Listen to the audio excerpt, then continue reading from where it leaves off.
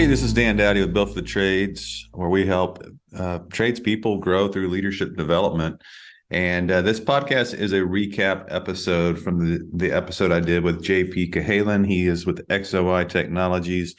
And in that episode, he shares not only what XOI provides for leadership training and communication in the field, but also we talk about the importance of understanding others from their perspective. And more specifically, in the episode, he talks about one of their core values, which is putting yourself in the shoes of the technician and building technology that truly benefits them and what it is that they are facing in the field every day. And I love it because it's technician focused technology. A lot of technology nowadays is focused with the office staff in mind, and this is more focused towards the field staff. So if you haven't heard the episode, I encourage you to pause this and go back and listen to that previous episode. But today in this recap, I'm going to be pulling out one leadership principle and elaborating more on. I'm going to share a quote with you, and I'm going to share three different types of perspective taking, seeking, and coordinating, and talk about what does that look like in your leadership and what you're doing every day. So to start us off, wanted to read this quote from Kylie Francis. It says, "When you realize that others will only understand you from their level of knowledge or thinking, you will never place your happiness in their opinions ever again." And what she's talking about here, she's talking about, people that don't take the time to get to know you, to get to understand where you're coming from, but only place judgment on you. Those are people that you can't weigh your happiness on. Their opinions don't matter, right? Because they're truly not walking in your shoes or have walked in your shoes. And so if you go through life placing your happiness on that, it will always leave you being unhappy. And so I'm going to talk more about that because as a leader, right, whether it's at home, around our friends, at work, it's easy to share our perspectives with other people, right? That's just normal. But what it's hard to do is actually take the time to understand their perspectives. And that's a level of leadership that I every day work to achieve. And I fell at it a lot of times. Just ask my wife. I mean, I've been married 18 years, and I can think about many situations where she's like, you know what, you just don't understand my perspective. You're not in my shoes. And that reminds me to take a pause. And sometimes we just got to show a little bit of empathy, which is putting ourselves in their shoes and trying to relate with them and truly care about their feelings and what they're going through. Because on the flip side, they don't understand where we're coming from, right? So it takes the time, you have to take the time to build that relationship and ask those questions. And so if you're going through life right now, you're leading a team at work and you're taking zero time to understand others' perspectives, I encourage you to dive into this episode, listen more, apply these principles that I'm going to teach, and it's really going to help you influence people in your leadership. So I pulled out an article from Forbes.com, and it talks about three different types of perspective. And it says perspective is the way individuals see the world. It comes from their personal point of view and is shaped by life experiences, values, their current state of mind, the assumptions they bring into a situation, and a whole lot of other things. So they break this up into three different types of perspectives. And the very first one is perspective taking. Perspective taking is about being able to understand a situation from the point of view of another person. The nice thing about the skill is in how it allows us to better explore a situation that happened in the past, or can support you in making an upcoming decision. So it's just taking the time to, without having to ask a whole lot of questions to the people, right? That's going to be the next step. The first step is just taking the time to yourself and perspective taking, being able to understand the situation from another point of view. Just like I talked about in the marriage situation, being able to pause for a minute and say, you know what? I bet today was rough, and I'm going to change my perspective. I'm going to show a little more empathy in that situation. The very next thing you do once you do perspective taking is what they call perspective seeking. Now, this is where you actually interact with the other person who's giving you that perspective, right? So you take the time to get to know them. You ask them questions. You try to understand their point of view.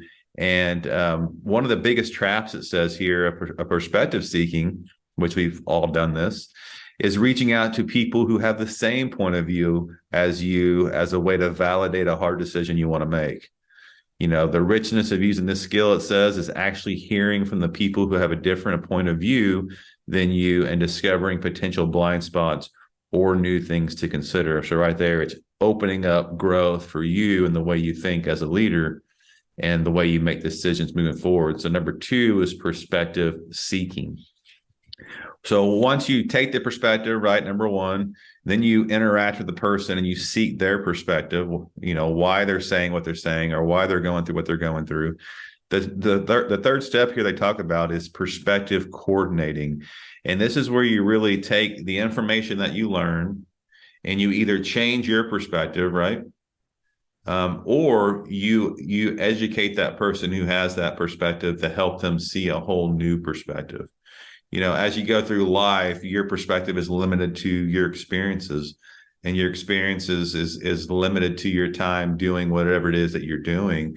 And so it's important that if somebody who has more experience than you calls you up and says, hey, Dan, I heard what you said in this situation, but I don't think you see the whole picture or the whole perspective because you haven't walked in that person's shoes, or you haven't ran that business for enough time, or you haven't done that role, and I've been doing it for 20 years, right? You may take the stop for a minute and say, you know what, this person may have something to teach me. I'm going to open my ears and I'm going to listen.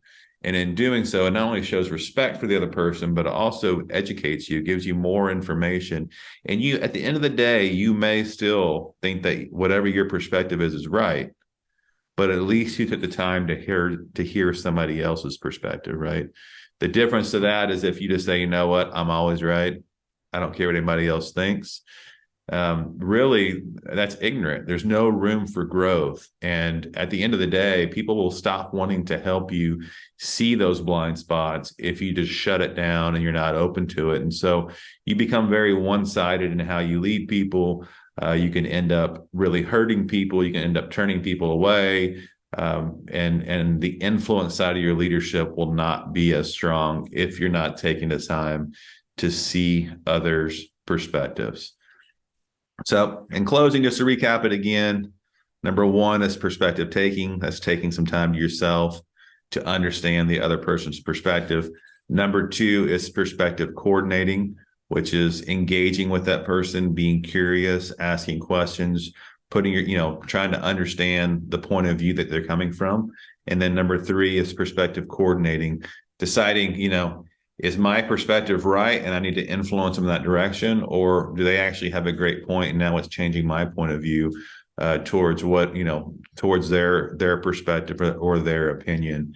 When you think about this in the home service world and businesses that are ran today, it's very common for somebody who's working in an office space to have a completely different perspective than somebody who's out running a truck and working in the field. There's different variables that come into play, right? One person sitting in the office, answering phones, dealing with customers front line. The other person's in the field, dealing with traffic, dealing with weather conditions, dealing with customers face to face, right? It's very easy for these two perspectives to clash. And when they clash, there's a clear division that normally happens. And sometimes it clashes to the point where there's hatred. Sometimes it runs people off from different jobs and things like that. So if you have that situation in your business, one of the best things that you could do is taking the time to have that office person go in the field and work with that field person and ride along for a day to get a better perspective of what they actually deal with on a day-to-day basis, right? And then on the flip side, take that person out of the field and put them in the office working alongside with the office person for the day so they can truly get a better perspective of what that person is going through. It's doing that will help mend that situation, will help them understand even more why there's frustrations on both sides. and will help both those people grow in their leadership and move your business forward. So that's just one simple example to share with you, but taking the time to see others' perspective is a great way to grow your influence as a leader.